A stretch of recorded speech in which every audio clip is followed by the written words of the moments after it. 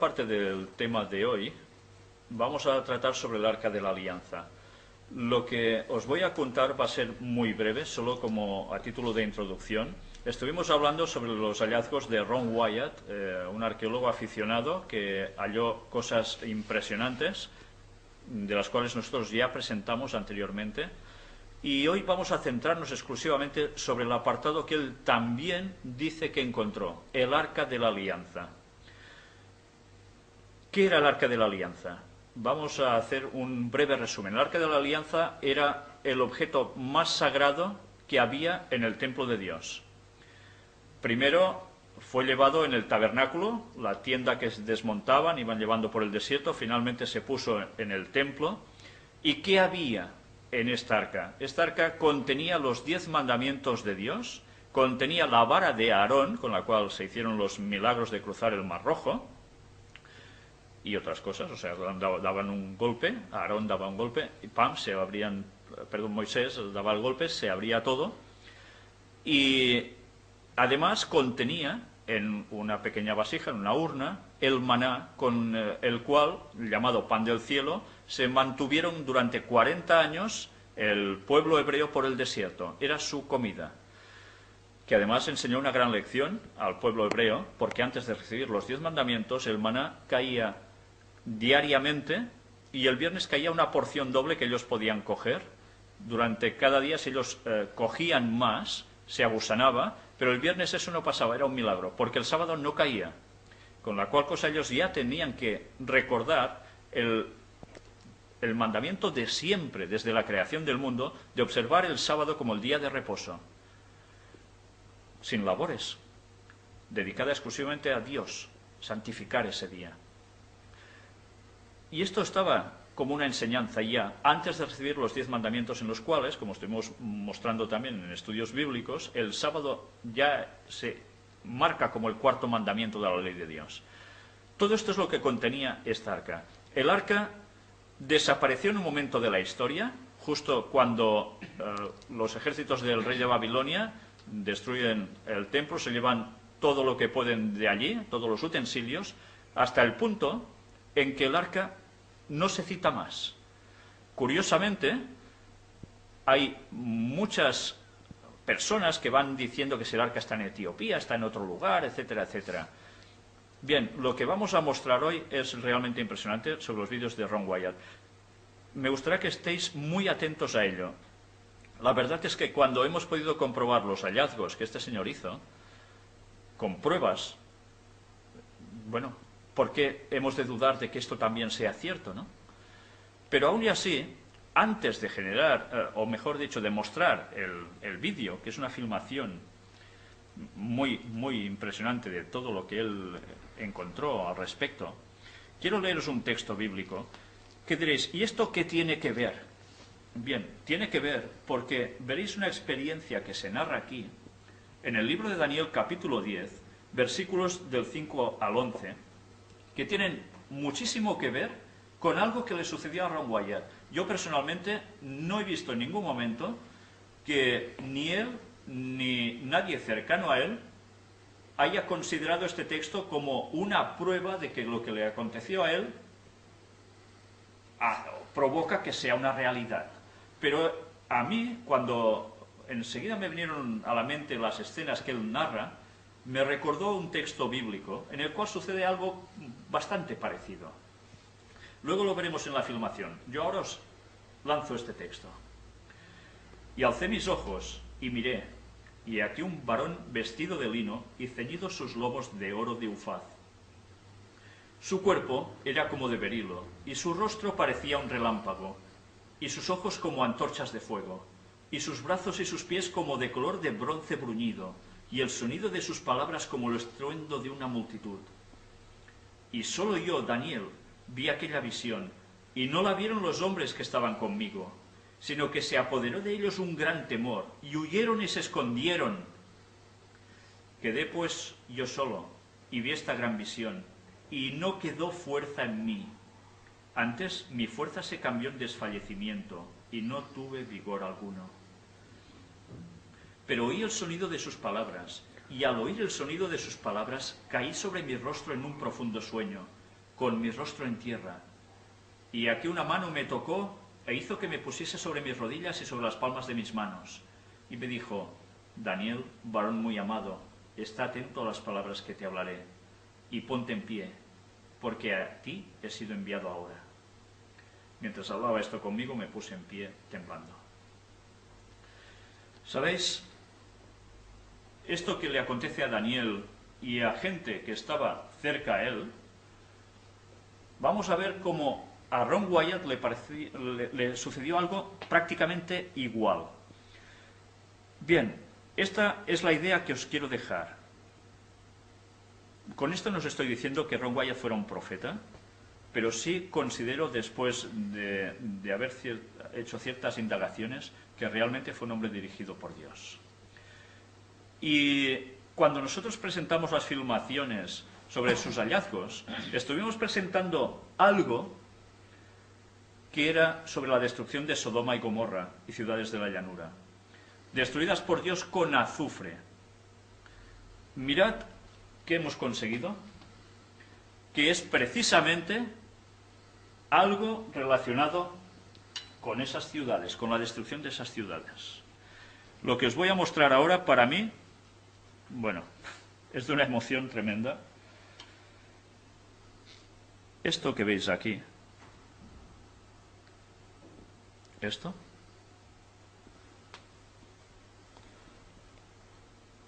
que está partido, era una de las gotas de azufre que llovieron sobre esa población. Esto es azufre. Mirad cómo me deja los dedos.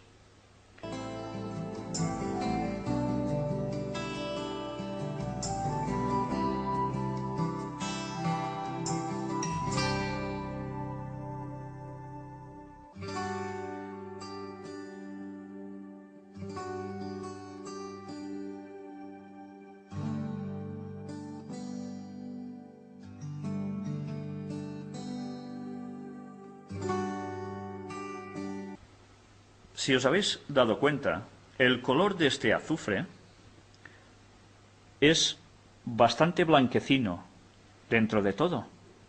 Tiene un pequeño tono amarillento, verdoso, pero muy suave.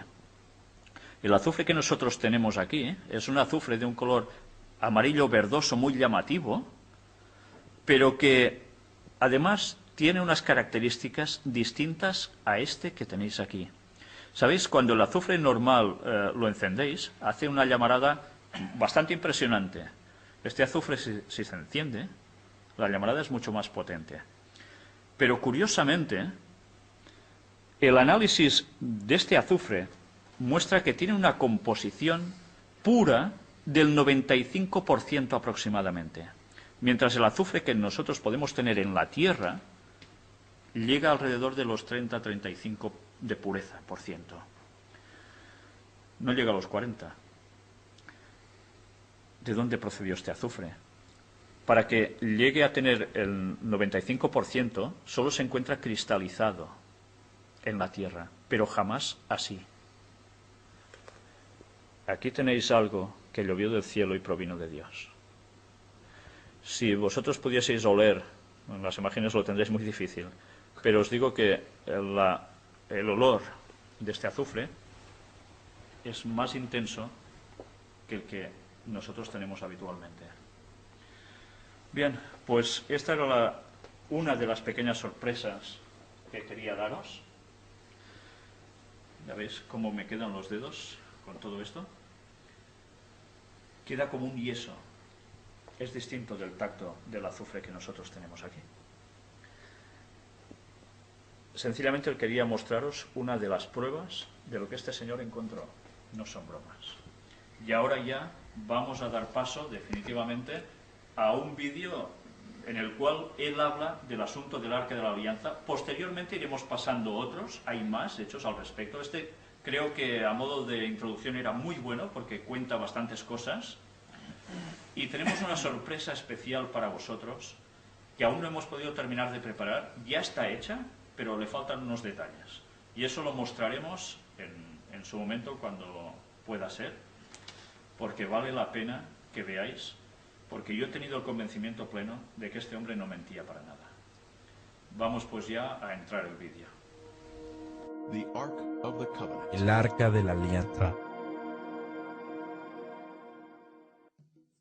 Antigua ciudad de Jerusalén.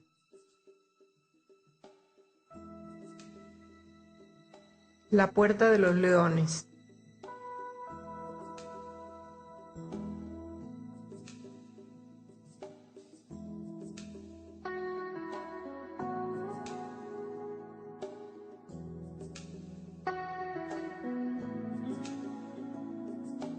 La cueva de Sedequías o canteras de Salomón. Torre de David, período del Segundo Templo. El domo de la roca o mezquita de Omar.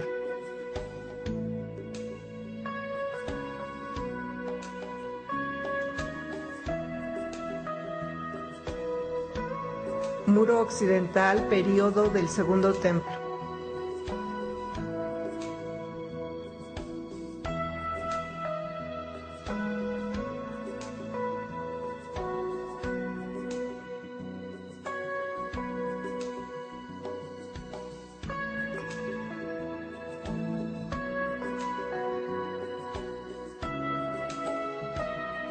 Jardín de Getsemaní.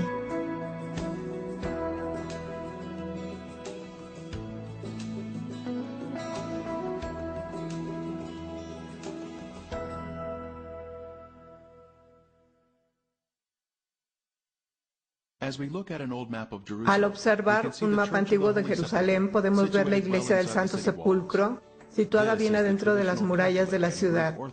Este es el sitio tradicional católico ortodoxo griego de la crucifixión y entierro de Jesús. El sitio para la iglesia fue elegido en el siglo IV por el emperador romano Constantino, autoproclamado psíquico por Helena, su madre, quien se sintió atraído por el lugar debido a que el templo de Venus estuvo ahí.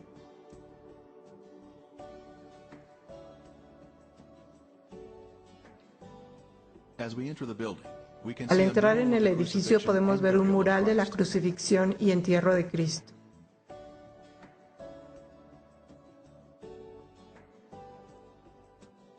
Al entrar en la rotonda podemos mirar hacia arriba para ver la cúpula con los rayos del sol en el techo.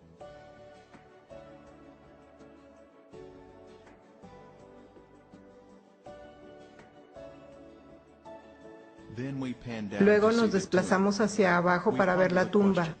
Nos preguntamos, ¿es esta la ubicación correcta de la crucifixión de Jesús y el entierro?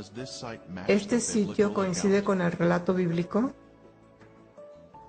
A medida que caminamos hacia la salida vemos la adoración de la piedra de la unción, donde algunos piensan que el cuerpo de Jesús fue preparado para el entierro. Desde la iglesia nos dirigimos en dirección norte hacia la puerta de Damasco. Estamos viajando a través de un bazar musulmán y es viernes, así que los musulmanes están fluyendo a la ciudad para la adoración. Nuestro destino es un lugar alternativo para el sitio de la crucifixión de Jesús, uno que está fuera de la ciudad.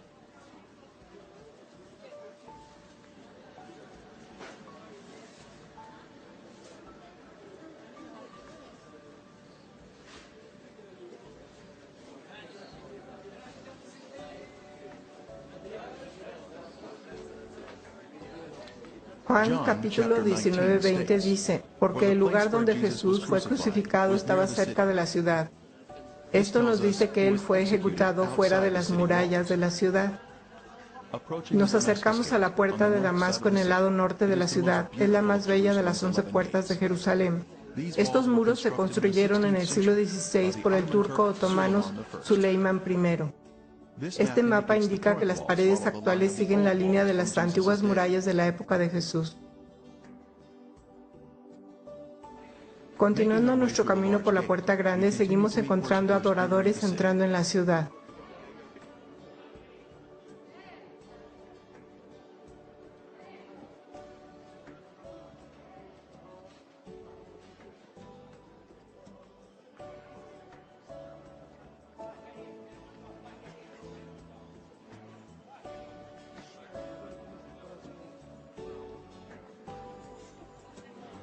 Podemos ver la estructura ornamentada de las paredes y al mirar hacia abajo, aún hoy en día puede verse la base de las paredes hechas a partir del 31 después de Cristo.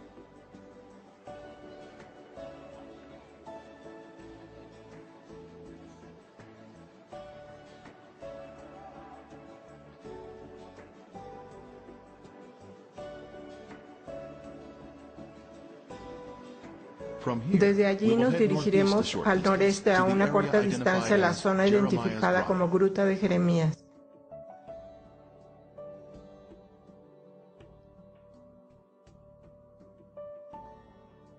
Es ahí donde podemos ver el lugar de la calavera que fue descubierto a finales del siglo XIX. Estamos caminando solo a una corta distancia al norte a lo largo de la calle Nablus.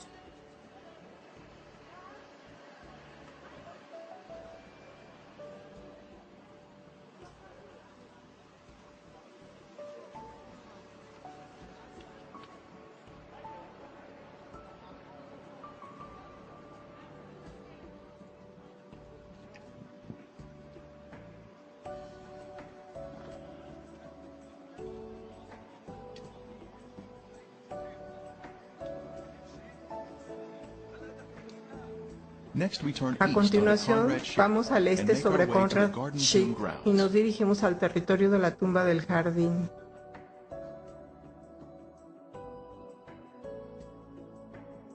Y él, cargando su cruz, salió al lugar llamado de la calavera, y en hebreo Gólgota, y allí le crucificaron. Juan 19:17. Siguiendo nuestro camino hacia el jardín, llegamos a una plataforma de observación con vista al lugar de la calavera.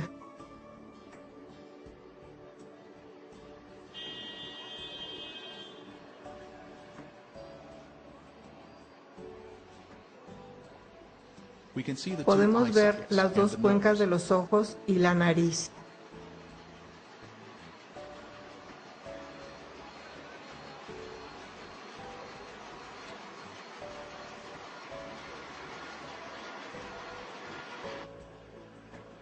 Un perfil lateral del cráneo claramente nos muestra un definido puente de la nariz.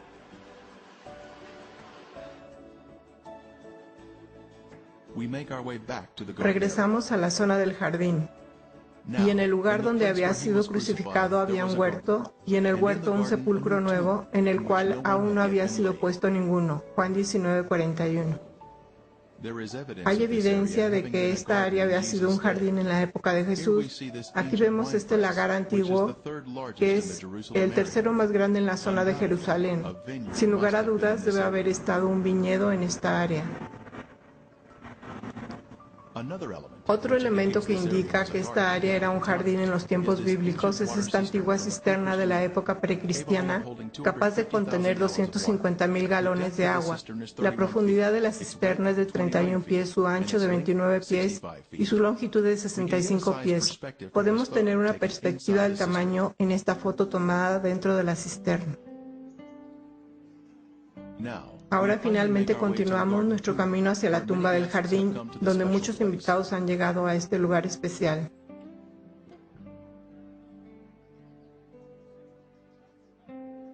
La tumba fue descubierta en 1867, después fue hecha una extensa investigación en 1883 por el general Charles Gordon, que la asoció con el lugar de la calavera y el área de la crucifixión de Jesús.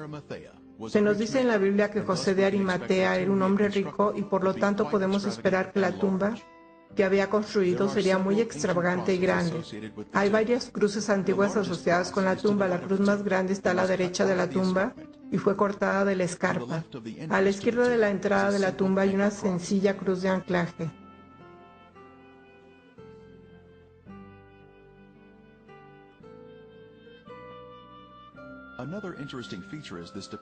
Otra característica interesante es esta depresión que ha sido excavada en la base de la roca por los primeros cristianos para sentarse en la saliente de piedra y practicar la humildad del servicio o lavado de pies.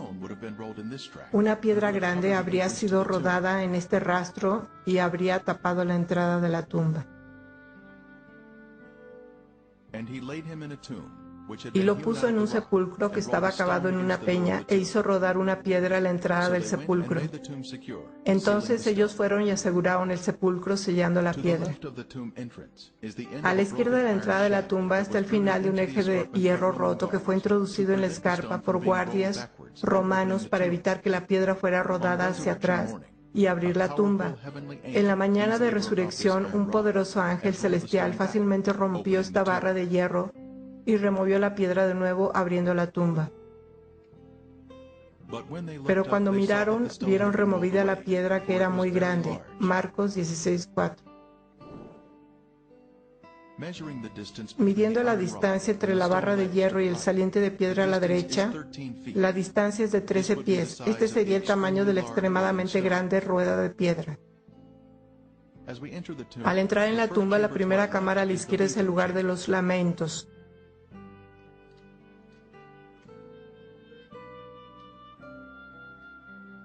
Al mirar a la derecha podemos ver una cripta que ha sido usada. La zona de los pies fue cortada, alargando el espacio para el entierro.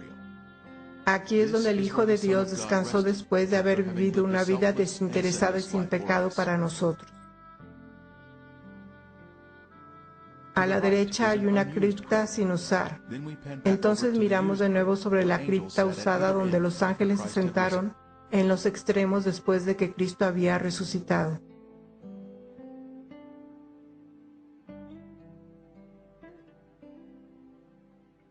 Jesús ha resucitado. Él es nuestro sustituto y redentor.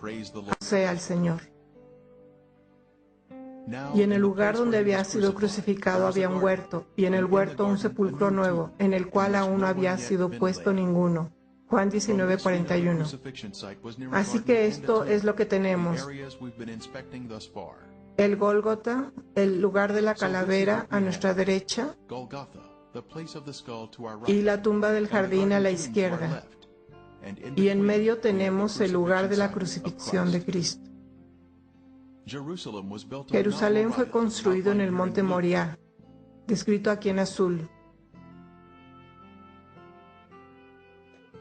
Aquí es donde Dios pidió a Abraham que sacrificara a Isaac 2000 años antes de Cristo. Dios, en cambio, ofreció a su propio Hijo para ser sacrificado en esta misma montaña. El área marcada en verde es la porción norte de la montaña y la zona más alta de Moriah, donde se encuentra el Gólgota. Esta área es de especial interés. La escarpa de piedra caliza que se muestra aquí tiene en la piedra los cortes romanos que se acostumbraban durante las crucifixiones. A la izquierda hay una ranura horizontal que, según la norma del ejército romano, habría sido exhibida. El gran recorte es donde habría sido colocado el letrero Jesús de Nazaret, Rey de los Judíos. Tiene la parte superior en arco y una plataforma plana. Nuestro equipo de Art Discovery International halló recortes similares en Israel, en Cesarea de Filipo. Tenían la parte superior curva y una plataforma plana donde los letreros o objetos fueron colocados. Y la tierra tembló y las rocas se partieron. Mateo 27:51. Una fisura grande o grieta en el acantilado se inicia en la parte superior de la escarpa y luego se extiende por la cara de la roca. Hoy en día la fisura se ha rellenado. Conecta con los recortes donde los letreros fueron colocados.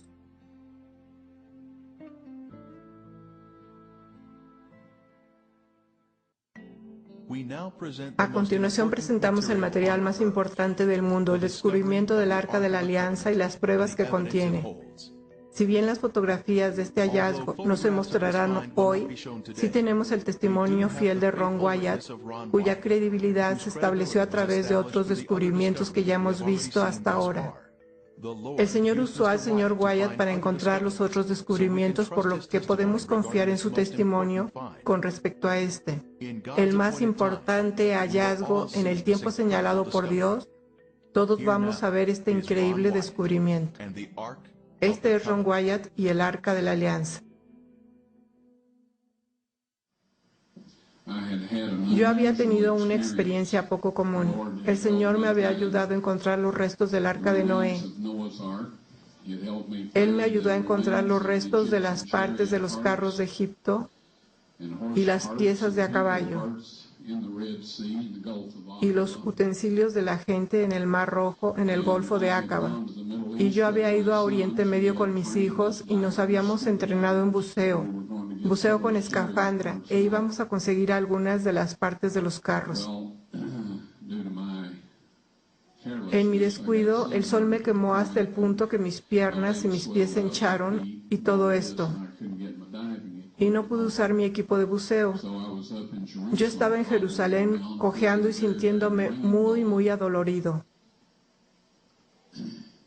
esperando que llegara la fecha de mi económico boleto de avión para que pudiéramos volar a casa. No teníamos el dinero para cambiar el boleto. Y durante este tiempo, yo estaba cojeando un poco alrededor de la ciudad. Un día conocí al arqueólogo que estaba a cargo de la zona de Jerusalén allí. Y no tengo idea de por qué debería estar hablando conmigo. Yo no lucía muy presentable y nos estábamos quedando a dormir vestidos en un albergue juvenil. Y estoy seguro de que no olía muy bien. Tal vez tuve la suerte de que él se encontraba contra el viento o algo así. Nos enfrascamos en una conversación y le conté lo del Arca de Noé y le expliqué cómo se construyeron las pirámides, y eso pareció llamar su atención. Así que dijo: he estado haciendo algo de investigación a lo largo de este acantilado aquí. ¿Te importa venir conmigo y darle una mirada y ver qué te parece? Así que me encontré caminando y estas eran ruinas romanas y restos. Y de pronto mi mano izquierda señaló un mugriento agujero en la roca donde había basura, 2 gatos muertos, digamos, cosas desagradables. Y mi boca dijo: esa es la gruta de Jeremías y el Arca de la Alianza está ahí. Este hombre dijo: eso es maravilloso. Dijo: le dejaremos excavar ahí y le proporcionaremos un lugar para quedarse. Su comida, su lavandería. Puedo entender por qué dijo lavandería.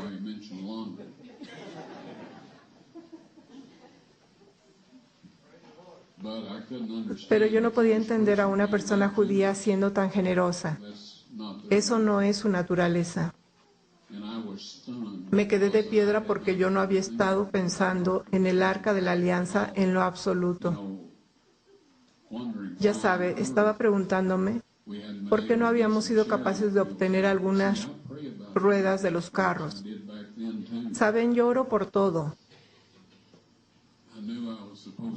Lo hice en ese entonces también. Yo sabía que tenía que estar ahí, pero para lo que yo pensaba que tenía que estar ahí, no era para lo que tenía que estar ahí.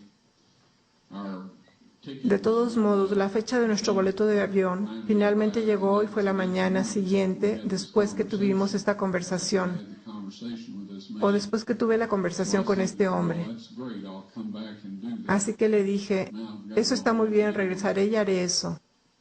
Ahora tenía que ir a casa y hacer algunos preparativos.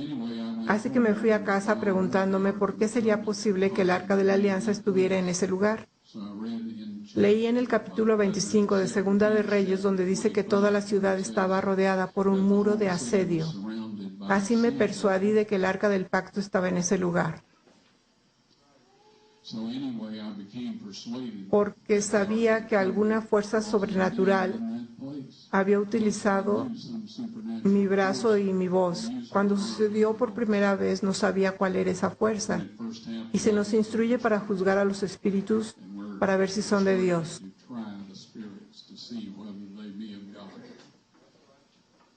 No podemos jactarnos de nosotros mismos y decir cualquier cosa que venga de nuestra boca, porque yo oro que todo lo que hable sea de Dios.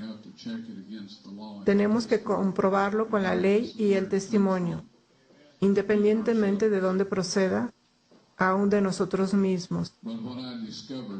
Ahora bien, lo que descubrí cuando empecé a excavar hacia abajo esa pared del acantilado, en primer lugar descubrí los recortes en la pared del acantilado, donde se habían colocado los letreros: Jesús de Nazaret, Rey de los Judíos.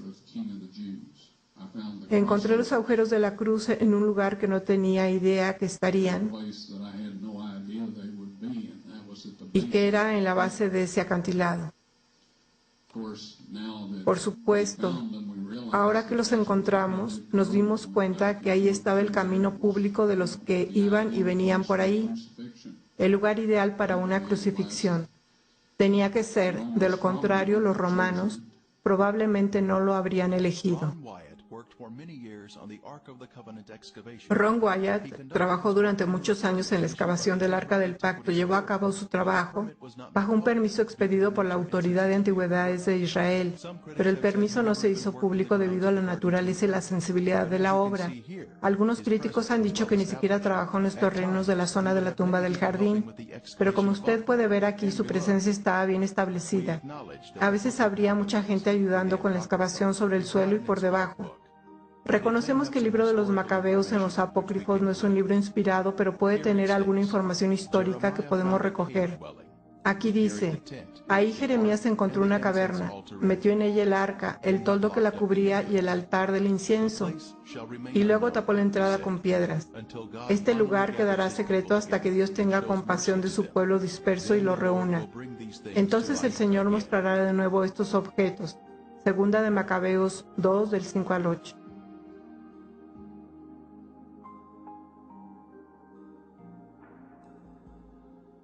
Ahora, cuando Cristo murió y la tierra tembló y las rocas se partieron, se formó una grieta a la derecha y hacia abajo de toda la cara del acantilado, pasando por el lado izquierdo del orificio de la cruz, y la piedra se abrió. Allá abajo, por debajo de 20 pies, Dios había dispuesto que el Arca de la Alianza, con su asiento de la misericordia, imagínese, su trono terrenal, fuera colocado justo abajo, 600 años antes, en el 586 a.C., cuando el ejército de Babilonia destruyó la ciudad. Cuando el centurión metió la lanza en el vaso de Cristo y probablemente en el ventrículo izquierdo para asegurarse de que estaba muerto antes de darle el cuerpo a José de Arimatea, al retirar la lanza, las células separadas de color rojo sangre y el suero de la sangre del Hijo de Dios se derramaron, cayeron a través de esa grieta sobre el asiento de la misericordia. Y eso ratificó el antiguo y el nuevo pacto. Avancé en esta cámara que estaba impecable. El mobiliario fue establecido en perfecto orden. El Arca de la Alianza había sido colocada contra la pared, al final de la cueva. El final de la cueva era un hermoso cristal irradiando los colores del arco iris. Sé de la nueva era y de todos los que usan el arco iris.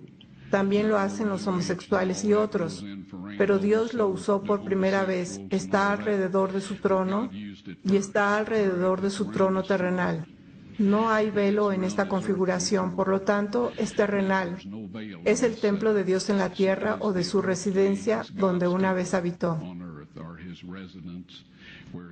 Cuando la encontré, había allí 4 jóvenes de pie y empecé a decir, ¿qué están haciendo aquí? Me quedé helado. No me podía mover, no podía respirar, no podía hacer nada. Uno de ellos dijo, somos los 4 ángeles que han estado cuidando el arca desde que Moisés puso las tablas de piedra en ella. Y me indicaron que preparara mi videocámara con el tripié y la dirigiera hacia el arca de la alianza. Y se acercaron y levantaron el propiciatorio. No sé qué tan pesado sea. Nunca he tratado de levantarlo, pero es de oro macizo. Y el ángel dijo, saca las tablas de piedra de allí. Dios quiere que todos puedan verlas. Yo las saqué. Pusieron el asiento de la misericordia de nuevo sobre el arca de la alianza. Yo retrocedí un poco y el ángel vino y tomó las tablas de piedra y las puso en una saliente de roca dentro de la cámara. Y luego me dio instrucciones para tomar una muestra de sangre del asiento de la misericordia y hacerla analizar, y yo hice todo lo que el ángel me dijo que hiciera. Siendo breve, la sangre seca es sangre muerta.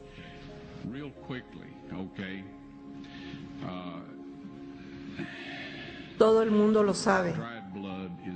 Se puede probar con la sangre de los faraones, las momias de los faraones.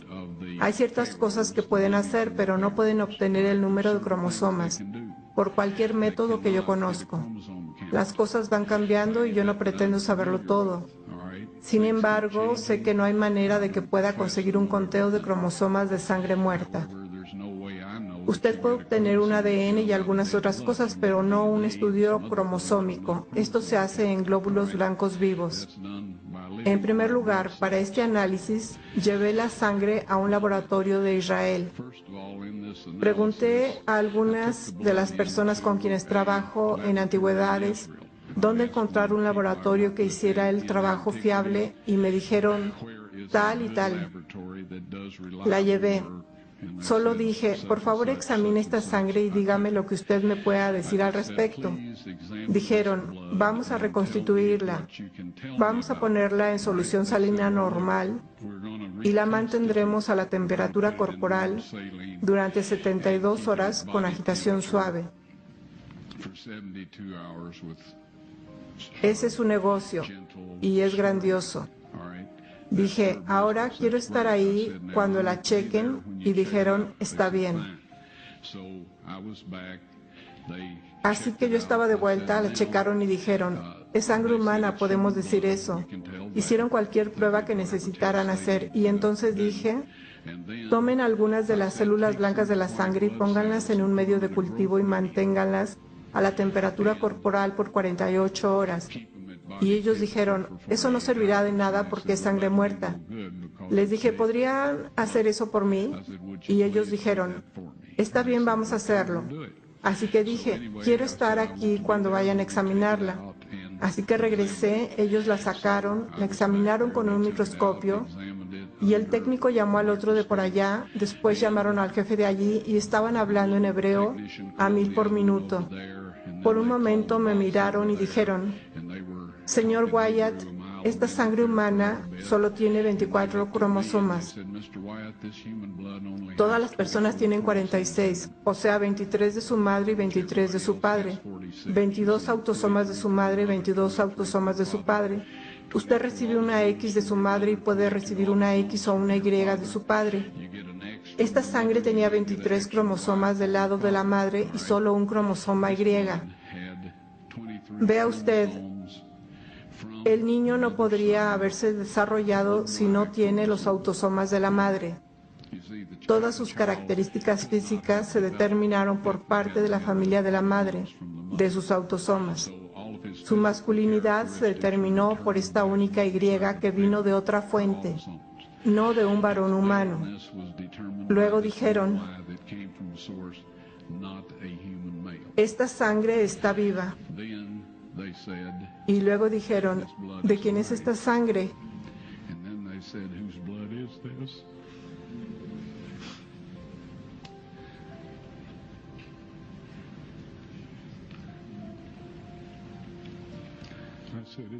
Les dije, esta es la sangre de su Mesías.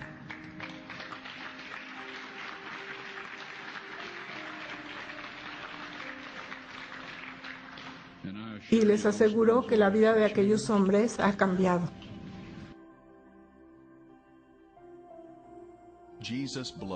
La sangre de Jesús brotó de su costado, una corriente carmesí sobre las rocas de abajo y sobre el propiciatorio del Arca del Pacto, ratificando el antiguo y el nuevo pacto.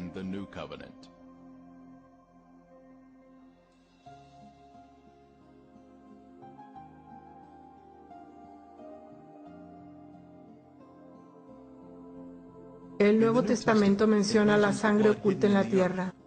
Este es Jesucristo que vino mediante agua y sangre, no mediante agua solamente, sino mediante agua y sangre. Y el Espíritu es el que da testimonio, porque el Espíritu es la verdad. Porque tres son los que dan testimonio en el cielo, el Padre, el Verbo y el Espíritu Santo. Y estos tres son uno. Y tres son los que dan testimonio en la tierra, el Espíritu, el agua y la sangre. Y estos tres concuerdan. Si recibimos el testimonio de los hombres, mayor es el testimonio de Dios, porque este es el testimonio con que Dios ha testificado acerca de su Hijo. Primera de Juan 5, 6 al 9. En estos versos se muestra su generosidad. Ahora voy a compartir un par de ellos con ustedes. Primera de Juan 5, 8 y 9 dice: y tres son los que dan testimonio en la tierra, no sobre la tierra, sino en la tierra, es decir, dentro de la tierra, el espíritu, el agua y la sangre, y estos tres concuerdan. Luego en el versículo 9 dice: si recibimos el testimonio de los hombres, mayor es el testimonio de Dios. Y aquí está hablando de la sangre y el agua presentada a nuestros corazones y mentes a través del poder del Espíritu Santo. Este es el testimonio del Padre y el testimonio de su Hijo. En un juicio en la corte, un testigo da un testimonio y el testimonio se convierte en evidencia o prueba. Así que lo que esto dice en nuestro lenguaje de hoy es que la sangre y el agua sobre el propiciatorio del arca del pacto, el trono terrenal del Dios vivo, es la prueba del Padre a los habitantes de este mundo, que su Hijo indudablemente ha muerto por nosotros y que hemos sido redimidos, y que nosotros podemos venir a Él en el nombre y la sangre de su Hijo, recibir el perdón y la restauración. Y para el día que, según consta en el capítulo 22, versículo 14 del libro de Apocalipsis, que dice: bienaventurados los que lavan sus ropas para tener derecho al árbol de la vida y para entrar por las puertas en la ciudad. El pago, queridos amigos, se ha hecho, y en el tiempo señalado por Dios, ustedes serán capaces de ver la prueba por sí mismos. Creo que el Arca de la Alianza va a quedarse donde está toda la eternidad. Es la prueba de Dios, Padre, a los habitantes de esta tierra de que su Hijo murió por nosotros. Hay algunas cosas que van a suceder en el futuro que involucrará a 144,000 para llegar a ver eso. Esto no está de acuerdo con un montón de historias de la gente sobre el milenio y todo. Amigos, voy a tener que decirles esto: nada va a pasar como la mayoría lo piensa. La Biblia dice: no corras tras la multitud para hacer el mal. Dice: ancha es la puerta y espacioso el camino que lleva a la perdición, y muchos son los que entran por ella. Porque estrecha es la puerta y angosto el camino que lleva a la vida, y pocos son los que la hallan. Así que todas estas doctrinas sobre el milenio y todas estas cosas son fábulas. No va a suceder de esa manera. Tenemos que ir al Padre en el nombre y la sangre de su Hijo, pedir perdón y restauración a su semejanza.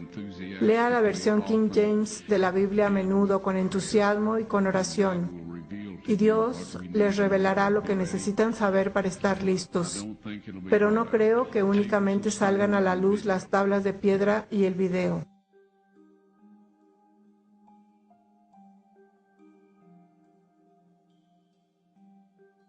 En el Antiguo Testamento se menciona una unción especial sobre el Arca de la Alianza. 70 semanas están terminadas sobre tu pueblo y sobre tu santa ciudad para terminar la prevaricación y poner fin al pecado y expiar la iniquidad, para traer la justicia perdurable y sellar la visión y la profecía, y ungir al santo de los santos. Daniel 9:24. La sustancia de la unción final es la sangre de Jesús. El lugar santísimo es el asiento de la misericordia o la parte superior del Arca de la Alianza.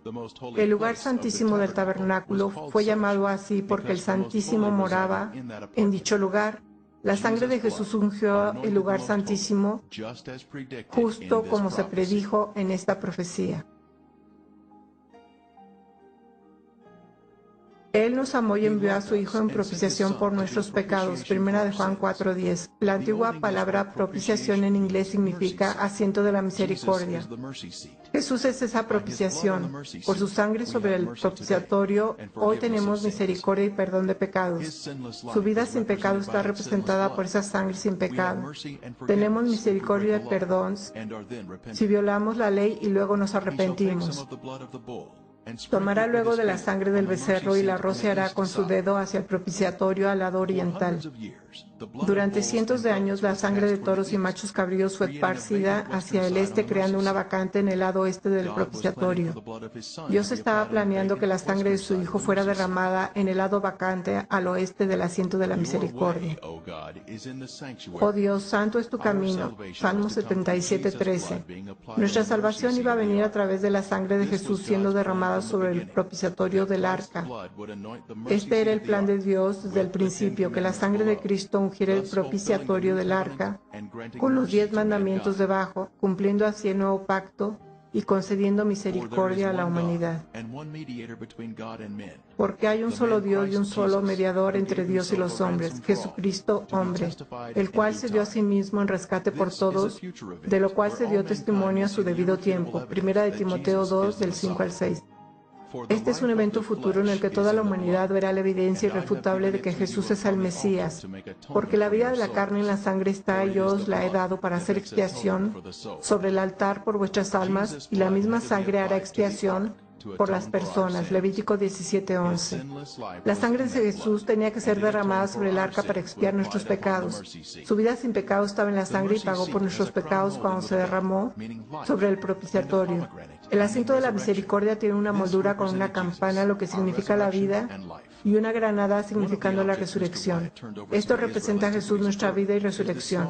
Uno de los objetos que el Señor Wyatt entregó a las autoridades de antigüedades de Israel es esta granada de marfil. Cuenta con una inscripción alrededor de su desnivel diciendo: Santidad a los sacerdotes, pertenecientes al templo del Señor Yahweh. Este es el único objeto de conocimiento público del primer templo, el templo de Salomón. Se ofrece en un sello israelí junto a una imagen del templo de Salomón. La granada de marfil se exhibe hoy en el Museo de Israel bajo custodia segura. Como cordero fue llevado al matadero, Isaías 53:7. Mas él herido fue por nuestras rebeliones, molido por nuestros pecados, Isaías 53:5. Pero estando ya presente Cristo, sumo sacerdote, Hebreos 9:11, Jesús bajó y rescató al hombre del pozo del pecado. Jesús demostró que la ley puede mantenerse a través de una conexión con el Padre Celestial. Así que sí, las tablas de piedra están fuera del arca de la alianza, están en esta cámara y en este borde hasta donde yo sé. Pero cuando Dios esté listo para que esto sea mostrado al mundo, el ángel me dijo que sería después de que la ley de la marca de la bestia sea impuesta. ¿Entiende eso? Si usted guarda la ley de Dios, tiene el sello de Dios. Si guarda la ley del hombre, y esto pasará pronto, es que si usted se niega a guardar esa ley, no podrá comprar o vender. Para que usted guarde esa ley requiere romper con la ley de Dios y tener la marca de la bestia. Pueden conocerla mejor y solo adentrarse en ella y luego la tendrán en su mano. Grandes desastres cubrirán la tierra, que llegarán en tiempo de angustia, y la marca de la bestia. Apocalipsis 13, del 13 al 18.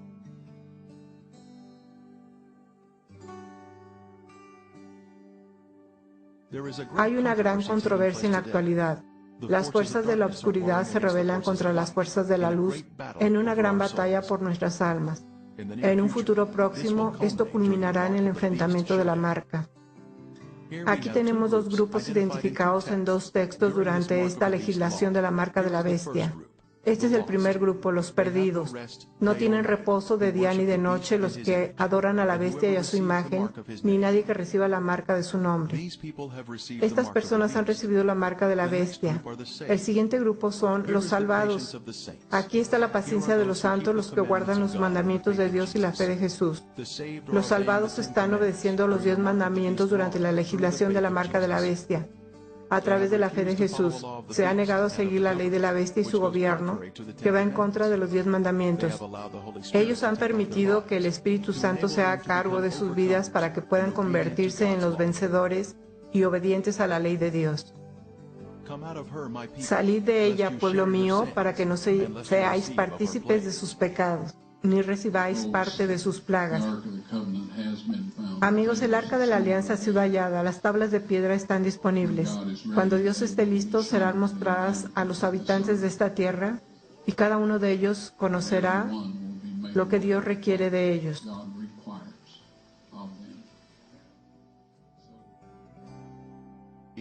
En un futuro próximo, cuando la ley de la marca de la bestia se haga cumplir, obligando a los hombres a violar uno de los 10 mandamientos, o de lo contrario perder su derecho a comprar y vender, los resultados de la prueba mostrando el número único de cromosomas se mostrará al mundo junto con el video del arca y los 10 mandamientos.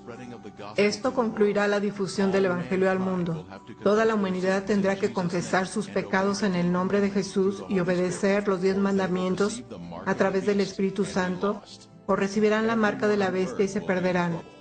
Todos en el mundo estarán en problemas con el gobierno o en problemas con Dios. Cristo entonces volverá para llevar su pueblo a casa.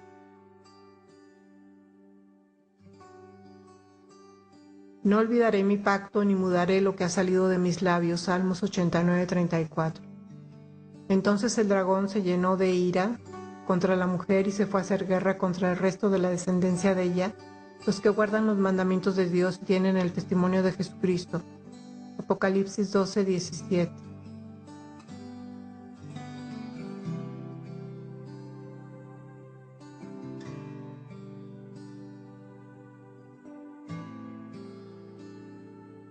Si me amáis, guardad mis mandamientos. Juan 14:15.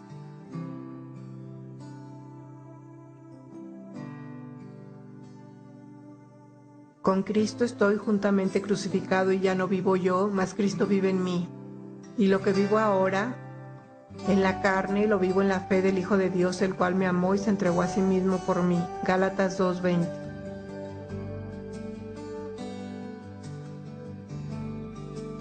Orad pues que vuestra huida no sea en invierno ni en día de reposo, porque habrá entonces gran tribulación, cual no la ha habido desde el principio del mundo hasta ahora, ni la habrá. Mateo 24:20-21. Porque como el relámpago que sale del oriente y se muestra hasta el occidente, así será también la venida del Hijo del Hombre. Mateo 24:27.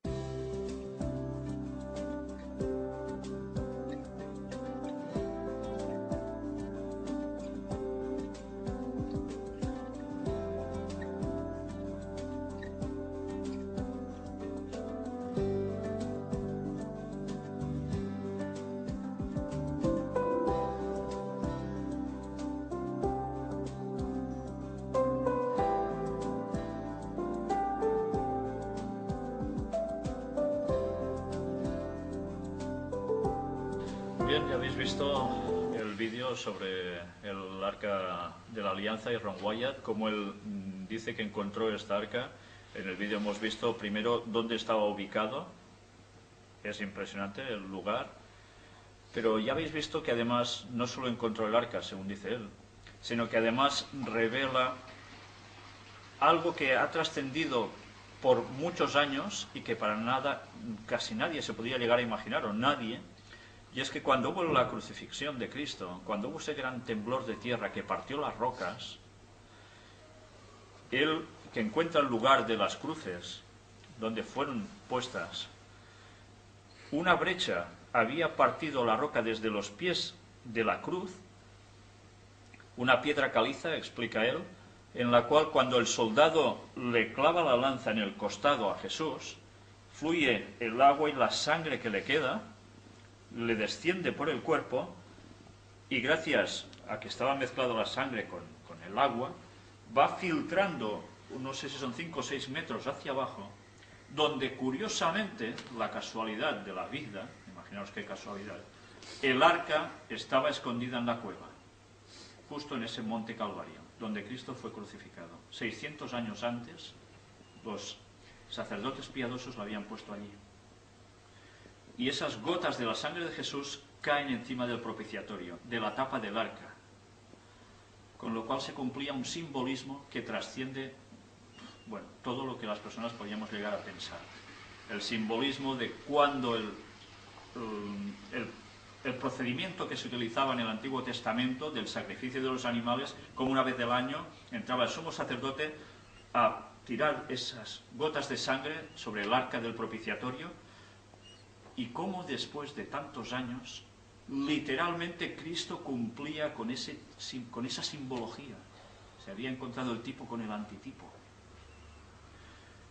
Y esto trasciende absolutamente todos los textos bíblicos que nosotros podíamos ver sobre la sangre de Cristo, esa magnífica importancia. Bien, yo no sé si esto a vosotros os ha dejado sorprendido. Yo cuando hace años me enteré de todo esto, tenía al principio mis reservas. La verdad es que en un principio soy bastante incrédulo ante las cosas y me gusta investigar a ver si las cosas realmente son así.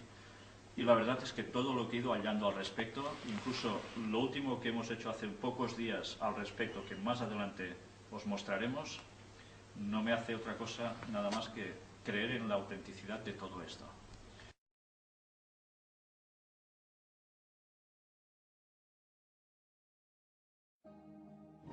Ungir al Santo de los Santos es la clave aquí. Lavado